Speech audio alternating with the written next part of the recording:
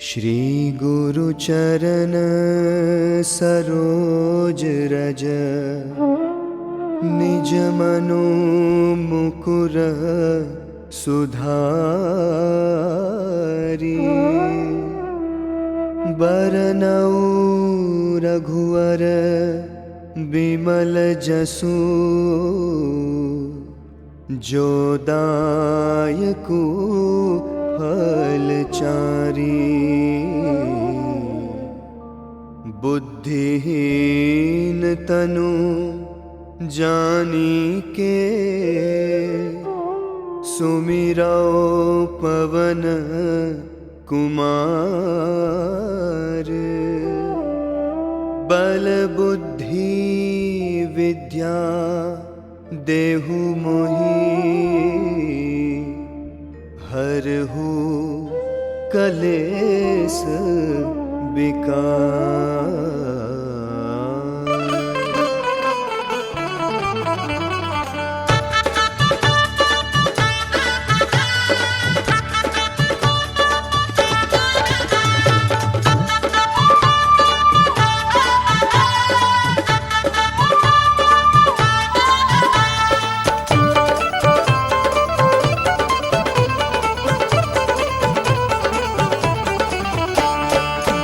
हनुमान ज्ञान गुण सागर, जय कपीस तिहु लोक उजागर।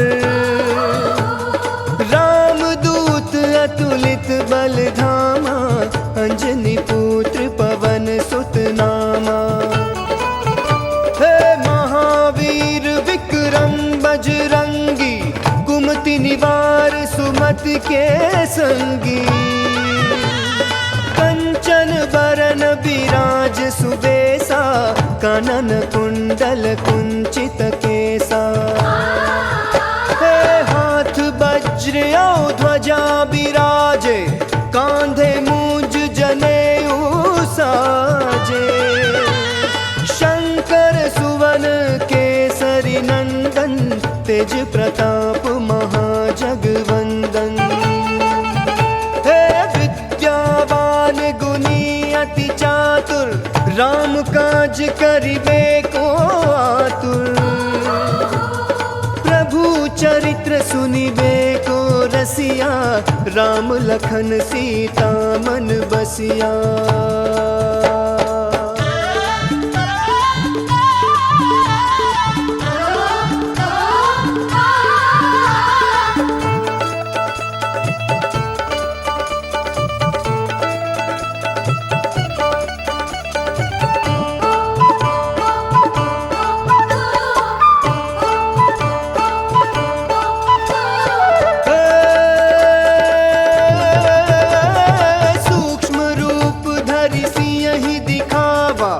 विकट रूप धरि लंक जरावा,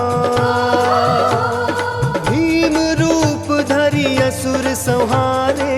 रामचंद्र के काज सवारे। लाय सजीवन लखन जियाए, श्री रघुवीर हर्षि उर लाए। रघुपति कीन्ही बहुत बड़ाई, तुम मम प्रिय भरत ही सम भाई। सहस बदन तुम्हरो जस गावे, अस कहि श्रीपति कंठ लगावे। सनकादिक ब्रह्मादि मुनीसा, नारद सारद सहित अहिसा। जम कुबेर दिगपाल जहाते, कवि कोविद कहीं सके कहाते। तुम उपकार सुग्रीव ही कीन्हा, राम मिलाय राजपद दीन्हा।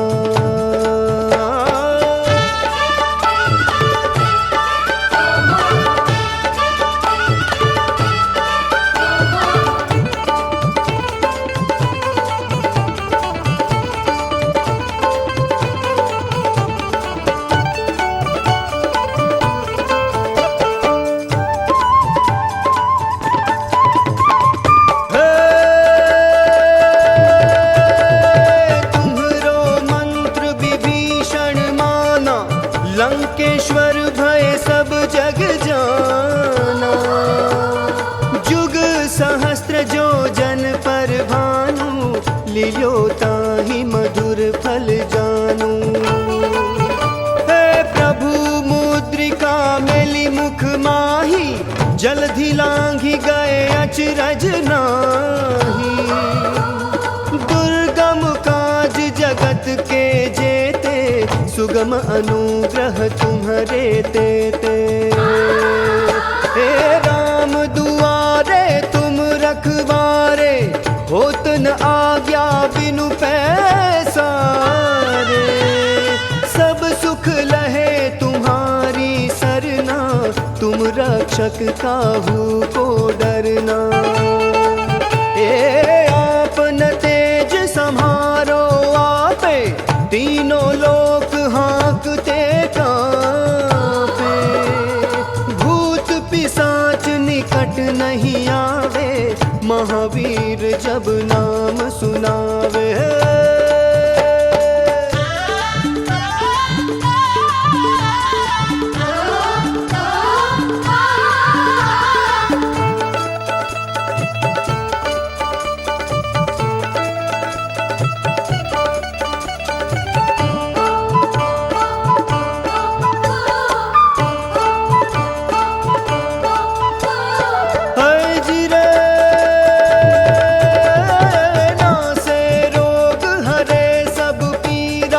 जपत निरंतर हनुमत बीरा, संकट ते हनुमान छुड़ावे, मन क्रम वचन ध्यान जो लावे।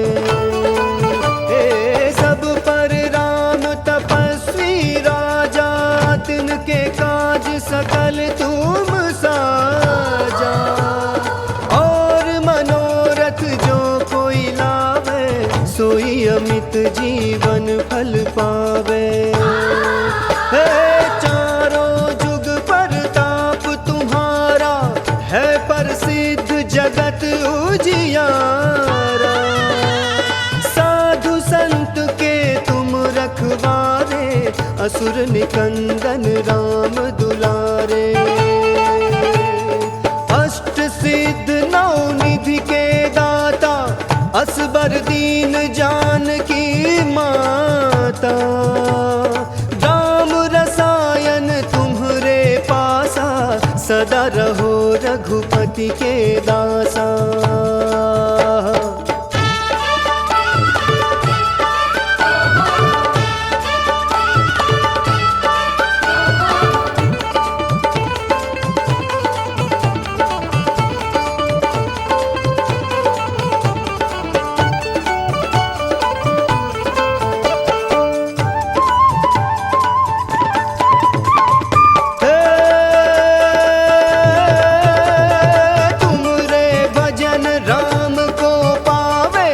जन्म जन्म के दुख बिसरावे, अंत काल रघुबरपुर जाई, जहाँ जन्म हरि भक्त कहाई। हे और देवता चित्त न धरई, हनुमत से सर्व सुख करई। संकट कटे मिटे सब पीरा, जो सुमिरै हनुमत बलबीरा। जय जय जय हनुमान गोसाई, कृपा करहु गुरुदेव की नाई। जो सत बार पाठ कर कोई, छूटहि बंदी महासुख होई। ओ जो यह पढ़े हनुमान चालीसा, होय सिद्धि साखी गौरीसा। तुलसीदास सदा हरि चेरा, कीजय नाथ हृदय मह डेरा।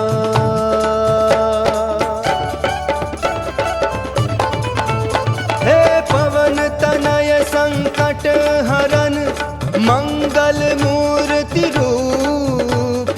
राम लखन सीता सहित, हृदय बसहु सुरभूप।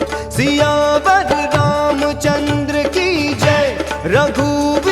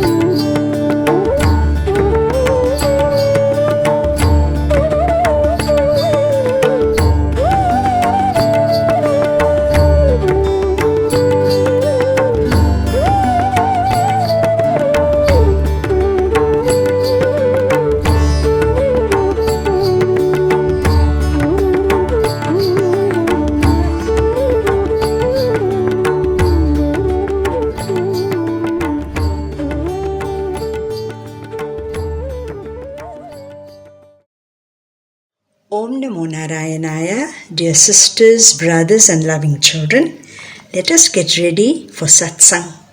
Please sit comfortably and try to concentrate your mind on any aspect of God you like. We shall begin the satsang with pranam mantras.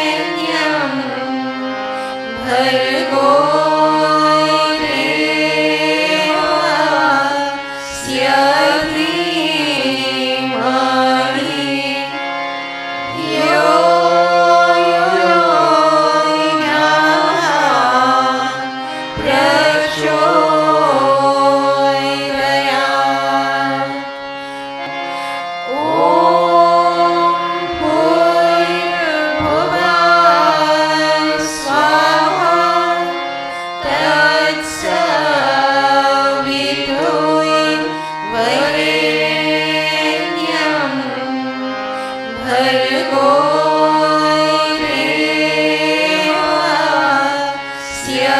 धीमहि यो यो नः प्रचोदयात्।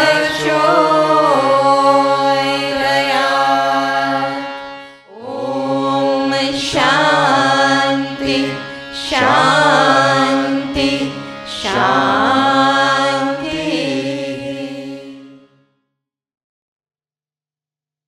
ॐ नमो भगवते रामकृष्णाय। ॐ नमो भगवते रामकृष्णाय। ॐ नमो भगवते रामकृष्णाय। ॐ नमो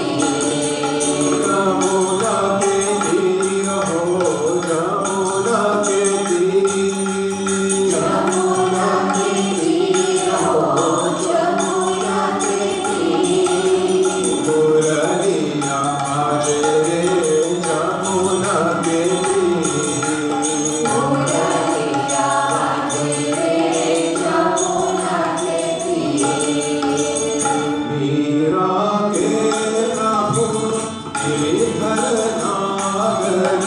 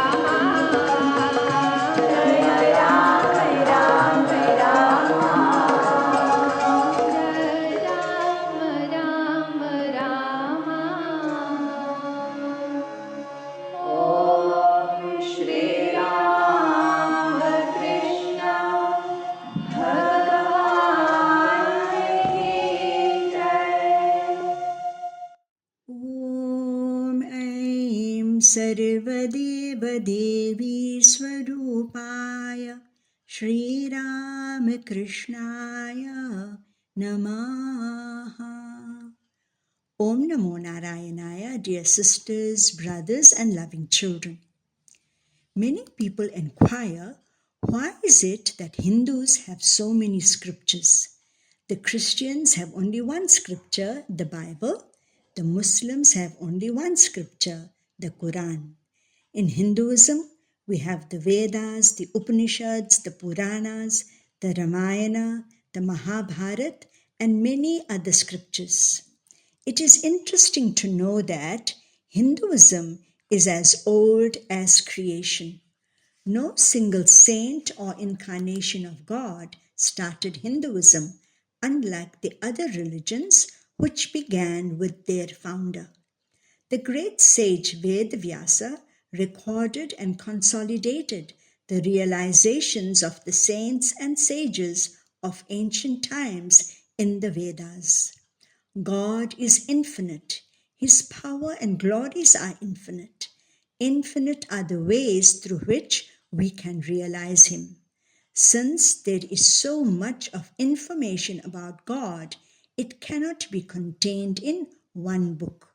Moreover, people of varied temperaments can realize God through whichever path they choose. This morning, we will give a simple introduction to the Bhagavad Gita. People feel that this scripture is too difficult to understand, so we cannot read it.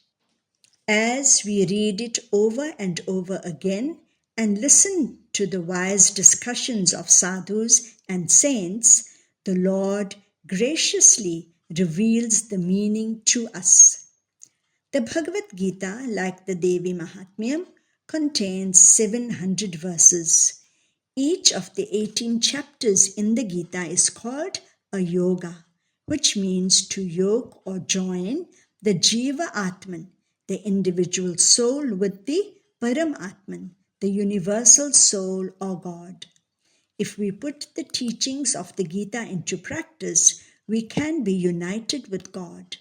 The Gita is therefore known as a Moksha Shastra, meaning a scripture that gives us liberation. The cream of all the Upanishads is contained in the Gita. By reading the Gita daily, we learn to enjoy it and learn from it. The Gita forms part of the great epic, the Mahabharata, which describes the war between the Kauravas and the Pandavas. Although they were first cousins, their fathers being brothers, they constantly fought with each other. The 5 Pandava brothers were righteous and followed the path of Dharma. Duryodhan, the eldest of the Kauravas, was greedy and stubborn. He never saw eye to eye with his cousins. He fought for land, money, and other material gains. Unfortunately, in a game of dice, similar to gambling, Yudhishthir, the eldest of the Pandava brothers, lost his kingdom to the Kauravas. Duryodhana exiled Yudhishthir, Arjuna, and their 3 brothers to the forest for 13 years. When the Pandavas returned after the exile, the greedy Duryodhan refused to return the kingdom to them. In the ensuing battle, both the Kauravas and the Pandavas went to Sri Krishna for help, since Sri Krishna was their friend.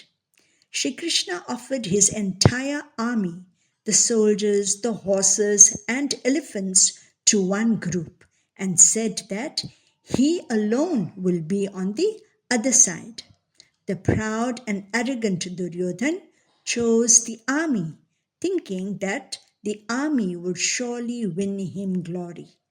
The wise Arjuna, recognizing Sri Krishna to be the Supreme Lord, felt blessed to accept Sri Krishna on his side. The Lord, however, promised not to use a single weapon, but to give the Pandavas all the advice they needed to win the war. The Battle of Kurukshetra, as it is known, is a battle of righteousness over unrighteousness, of good over evil, and of truth over untruth. The Lord can be only on the side of the righteous. The 5 Pandava brothers were virtuous, and so the Lord was on their side. In this talk, we can only give a bird's eye view of the first 2 chapters of the Gita. We pray that the teachings of this great scripture will inspire us to drink the nectar that Sri Krishna pours. As we read the words of the Lord, may He bless us by revealing the true meaning to us. Thus we can cultivate love and devotion to His lotus feet. Chapter 1 of the Bhagavad Gita sets the scene for the battle between the Kauravas and the Pandavas. The blind king Dhritarashtra was the father of the Kauravas. He was not only physically blind, but was also blind to his son's vices and failed to correct them.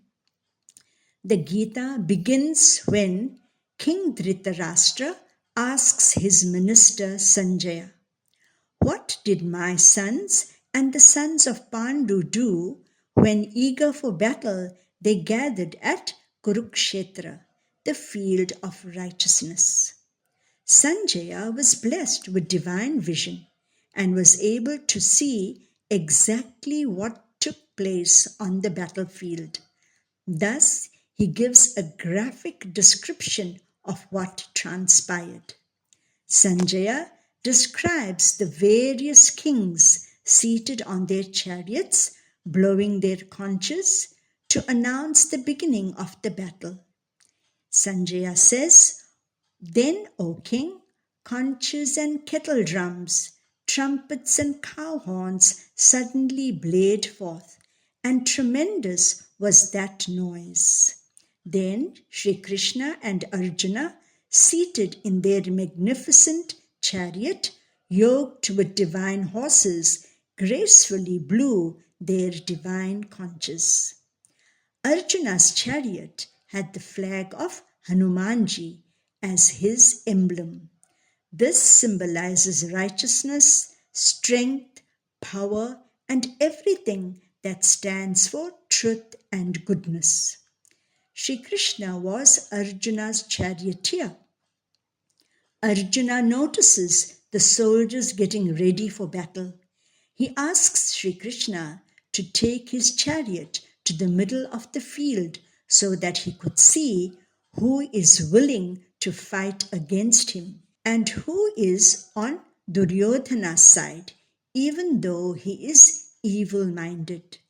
Since the Kauravas and Pandavas were cousins, their grandfathers, uncles, cousins, teachers, and friends were the same. When Arjuna sees his uncles, friends, cousins, and other kith and kin ready to wage war with them, he is shocked. His mind is in a state of confusion. He is in a dilemma and becomes despondent. He is crestfallen and refuses to fight. How often we too experience similar situations. We get depressed and cannot cope with life's challenges. It is best then to pray to God, who, seated in our hearts, can guide us forward. Arjuna said, "O Krishna, my mouth is parched and my limbs are trembling. How can I slay with arrows these great-souled masters whom I revere? How can we enjoy the kingdoms and other pleasures after killing our own people? Sin alone will prevail." Arjuna sits on his chariot, puts his bow down and says, "I shall not fight."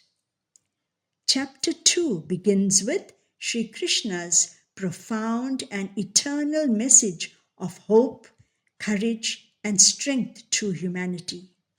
The Lord's first message is that we must not run away from our duties, no matter how difficult or unpleasant they may be. He tells Arjuna, "From where has this unmanliness come upon you at this critical moment? Arise and fight this battle righteously." Arjuna says, "I do not find any remedy for the grief that parches my senses. My understanding is confused about duty. Please tell me definitely what is good for me. I am your disciple.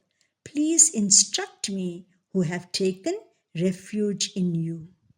Shri Krishna now gives Arjuna the highest wisdom. The Lord teaches him and us about the eternal nature of the soul within.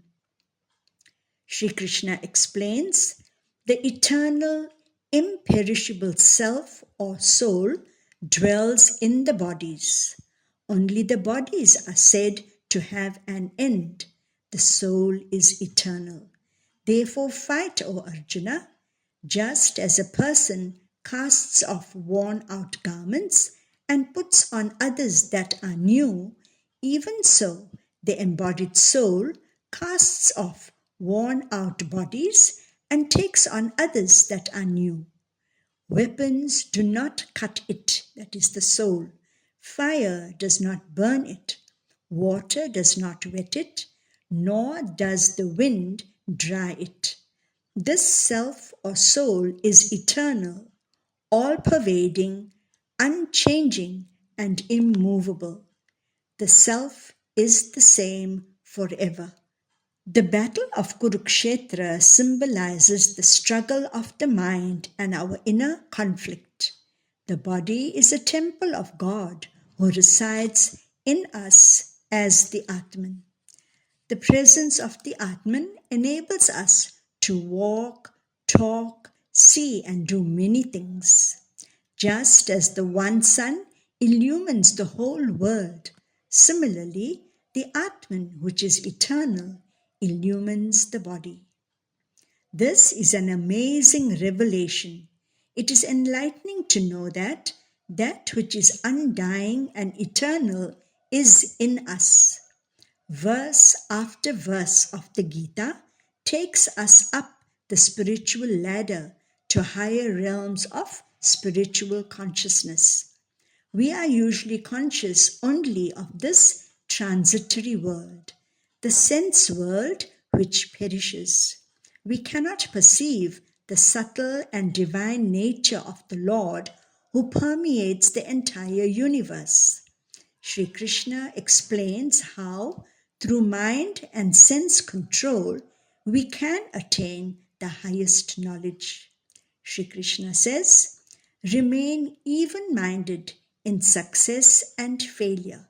This is verily yoga. Established in this evenness of mind, one frees oneself in this very life from virtue and vice alike. A wise person who is established in God within is not affected by the pairs of opposites." Arjuna becomes curious and wants to know more.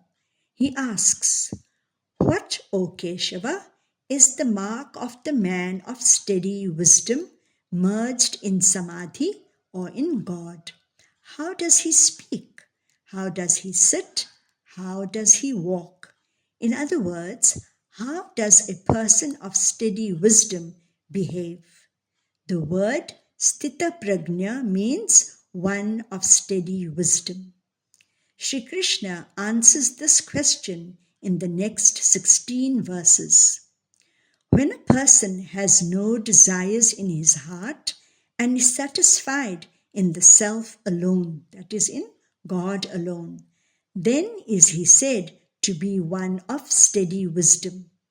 He whose mind is not perturbed by adversity, who is free from passion, fear, and anger, is the sage of steady wisdom, is a Sthita Prajna. We may wonder, how is it ever possible to have all these sublime qualities. In the lives of incarnations like Sri Ram and Sri Ramakrishna, we see this steady wisdom being portrayed. Sri Ram was not elated at being crowned king, nor was he dejected when he was exiled into the forest for 14 years. To him, both were the same. Sri Ramakrishna too was above the pairs of opposites. He used to stand on the banks of the Ganges and take mud in one hand and rupees in the other. He would say, "Rupee is clay and clay is rupee," and throw both the rupees and the mud into the Ganges. Thus we see that the master was above the pairs of opposites. Our Guruji used to say that a wise person has sight, insight, and foresight. The secret is practicing the art of mind and sense control. Throughout the Gita, the Lord stresses on the importance of having a disciplined mind and a keen and sharp intellect. The key to all success is having a well-trained mind that is ever alert. Sri Ramakrishna says, like a perfect dancer who never takes a false step, one who has a controlled mind is always careful and does not err.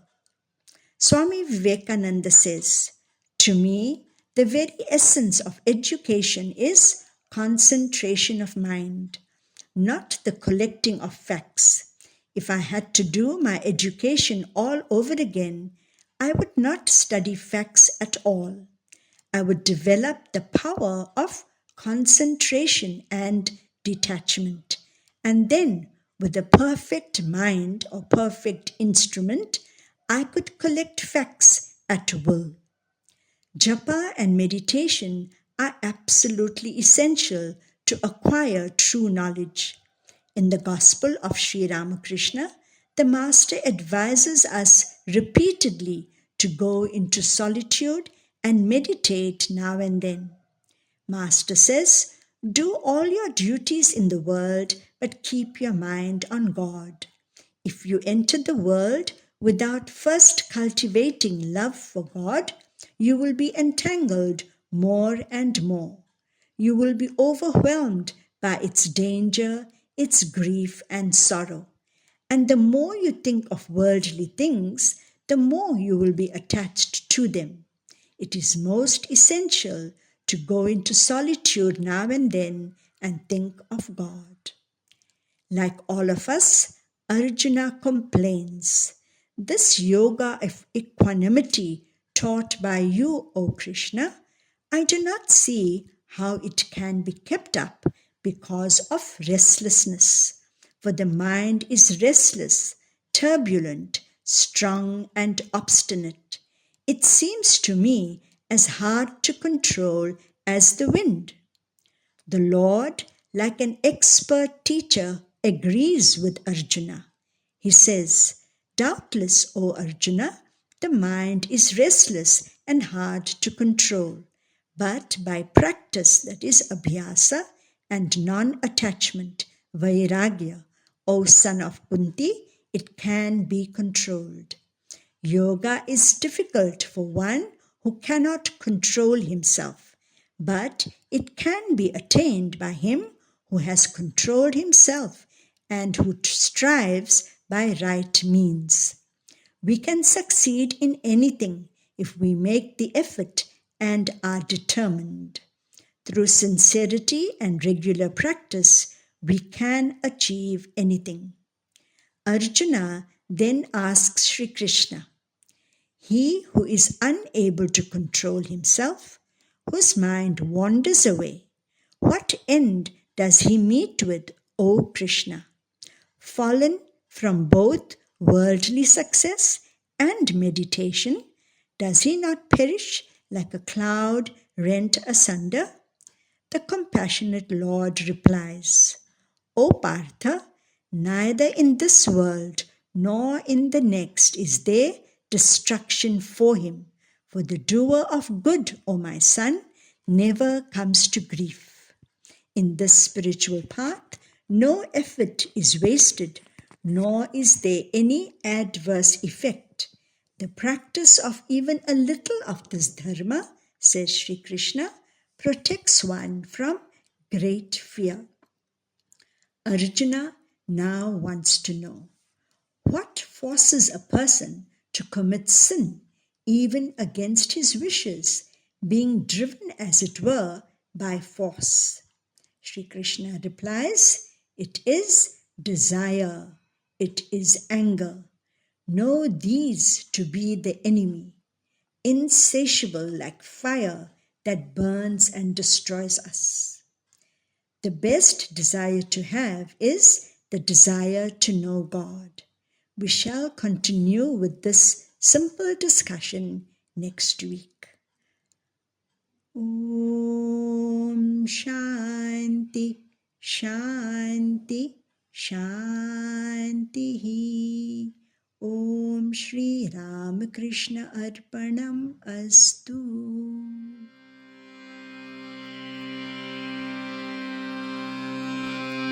Om Namah Shivaya, Namah Shivaya, Rara Shiva Shiva, Namah Shivaya, Namah Shivaya, Namah Shivaya, Rara Shiva Shiva, Namah Shivaya, Rameshwara Shiva Rameshwara, Har Har Shiva Shiva, Namah Shivaya, Rameshwara Shiva Rameshwara, Har Har Shiva Shiva, Namah Shivaya, Namah Shivaya, Namah Shivaya, Har Har Shiva Shiva, Namah Shivaya, Namah Shivaya, Namah Shivaya, Har Har Shiva Shiva, Namah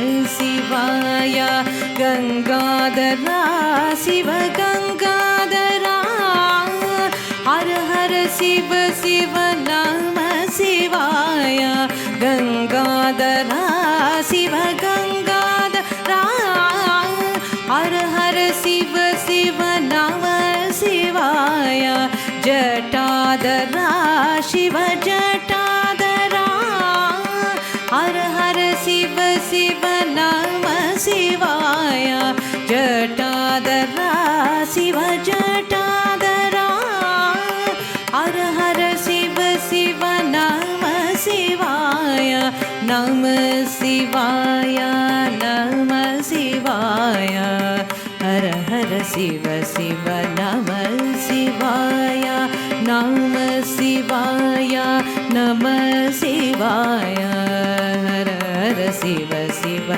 Namah Shivaya, Someshwara Shiva Someshwara, Har Har Shiva Shiva, Namah Shivaya, Vishveshwara Shiva Vishveshwara, Har Har Shiva Shiva, Namah Shivaya, Namah Shivaya, Namah Shivaya, Har Har Shiva Shiva, Namah Shivaya, Koteshwara Shiva Koteshwara, Har Har Shiva Shiva, Namah Shivaya, Koteshwara Shiva Koteshwara, Har Har Shiva Shiva, Namah Shivaya, Namah Shivaya, Namah Shivaya, Har Har Shiva Shiva, Namah Shivaya, Namah Shivaya, Namah Shivaya, Har Har Shiva Shiva, Namah Shivaya, Gangadhara Shiva Gangadhara, Har Har Shiva Shiva, Namah Shivaya, Gangadhara Shiva Gangadhara, Har Har Shiva Shiva, Namah Shivaya, Jatadhara Shiva Jatadhara, Har Har Shiva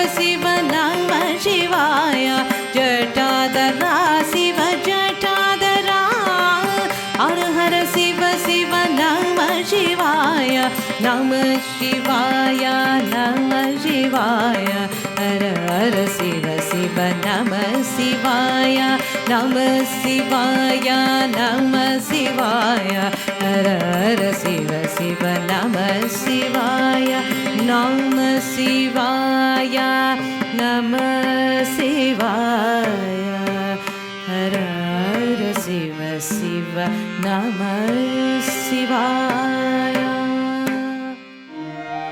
Om Shri Ram Krishna Bhagavan ki Jai. Om Namo Narayanaya, dear sisters and brothers. Let us sit calmly for a few moments and fix our minds on God. Lord Krishna says, "There is no spiritual understanding for the uncontrolled, nor can he meditate.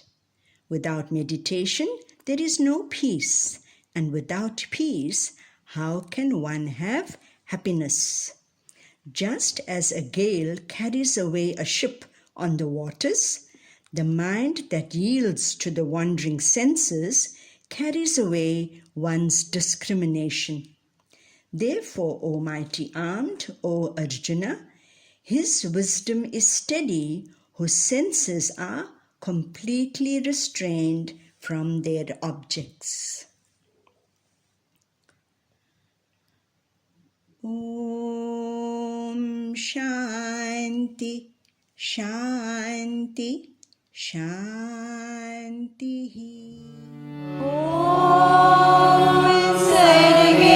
Sarvesham swastirabhavatu, sarvesham shantirabhavatu, sarvesham purnam bhavatu, sarvesham mangalam bhavatu, sarve bhavantu sukhinah, sarve santu niramayah, sarve bhadrani pashyantu, ma kaschid dukhabhag bhavet.